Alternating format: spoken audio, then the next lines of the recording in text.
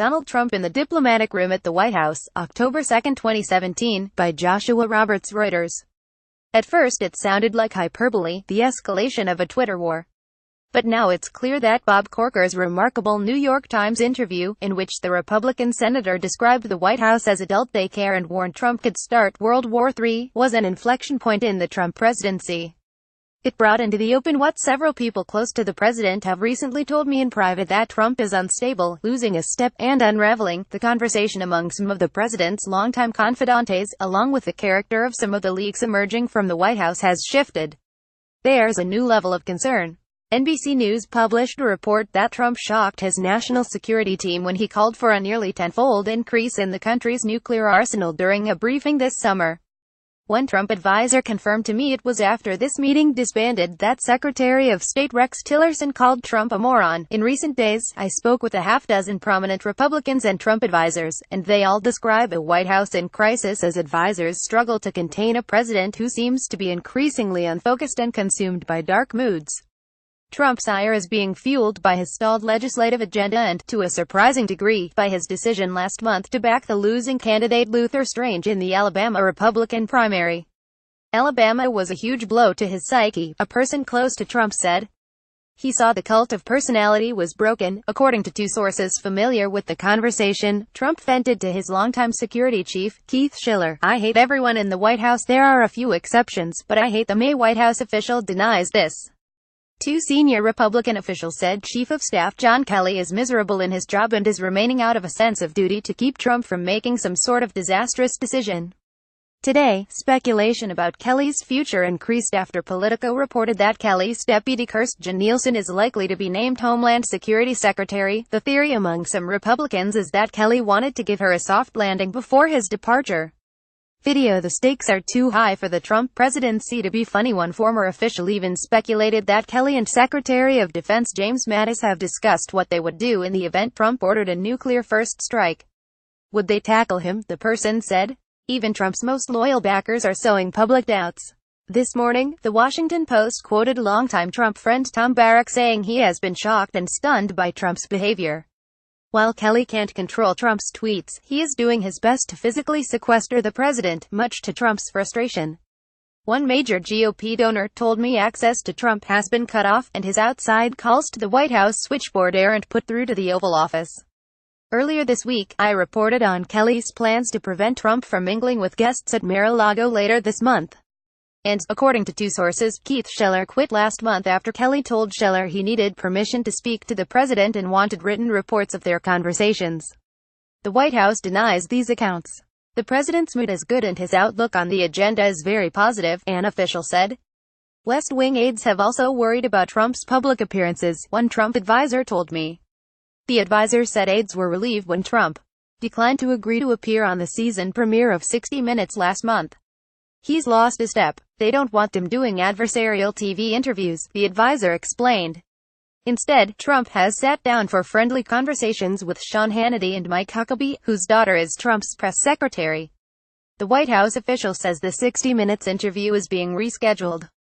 Even before Corker's remarks, some West Wing advisors were worried that Trump's behavior could cause the cabinet to take extraordinary constitutional measures to remove him from office.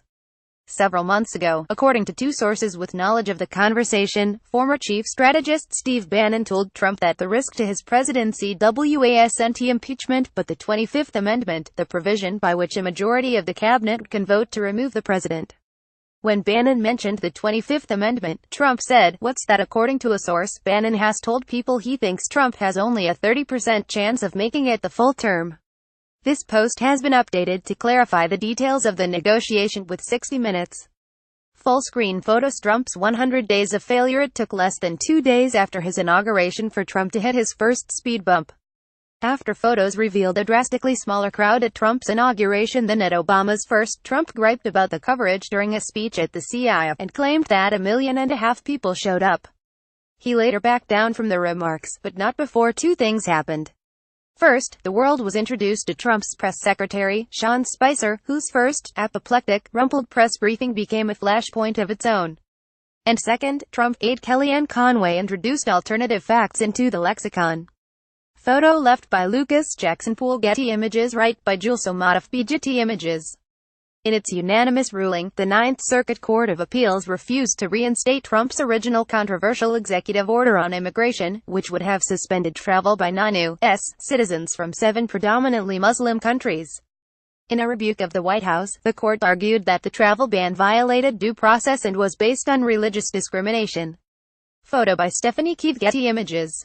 Less than 1 month into Trump's presidency, his national security advisor, Mike Flynn, resigned in scandal after it was revealed that he had discussed the sanctions against Moscow with Russian Ambassador Sergei Kislyak before the inauguration, contrary to what he told White House officials, including Vice President Mike Pence. Flynn has remained a primary character in the enduring Trump-Russia melodrama, most recently coming under scrutiny for failing to disclose payments from the Russian and Turkish governments before joining the Trump administration. Photo by Mario Tamaj. Getty Images.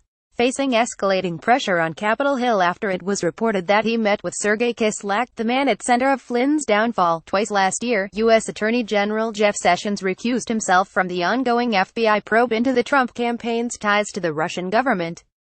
Sessions' announcement reportedly blindsided and infuriated Trump, prompting him leave Stephen Bannon and Reince Priebus behind when he took off for Mar-a-Lago. Photo by Nicholas Kamoff. Getty Images. A few months after the Ninth Circuit Court of Appeals shot down his travel ban, Trump lashed out at another judge who blocked the administration from stripping federal funding from cities that did not comply with anti-immigration laws.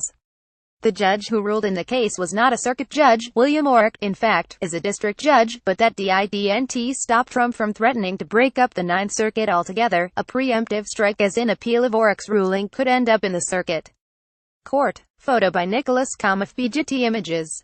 Once Trump seemingly realized the gravity of his failure to pass a healthcare reform bill in the House, the White House quietly tried to resurrect the zombie Trump care bill as it scrambled to secure a legislative win for Trump before the 100-day mark. The effort failed again, miserably. Photo Saul Loeb. This was not so much one defining moment, as it was a slow buildup of smaller moments. That time he realized repealing and replacing Obamacare would be difficult. Nobody knew healthcare could be so complicated. That time he realized that China could not curb the nuclear threat of North Korea by itself. After listening for 10 minutes, I realized it's not so easy. But what started off as a Politico report about the frustrations of our president, grew and grew over the past 3 months and culminated in the perfect statement, given to Reuters, on day 98. I loved my previous life. I had so many things going. This is more work than in my previous life. I thought it would be easier. Photo from Getty Images.